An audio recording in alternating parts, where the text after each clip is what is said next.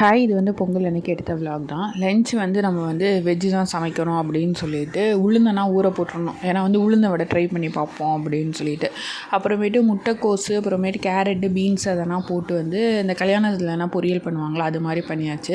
அதே மாதிரி முருங்கைக்காய், கத்திரிக்காய், கேரட்டு, மாங்காய்னா போட்டு சாம்பார் ரெடி பண்ணியாச்சு. இதெல்லாம் பண்ணிவிட்டு வந்து ஸ்வீட் இல்லாட்டினா என்ன அர்த்தம் அப்படின்னு சொல்லிட்டு கொஞ்சமாக வந்து பாயாசம் மாதிரி பண்ணோம்.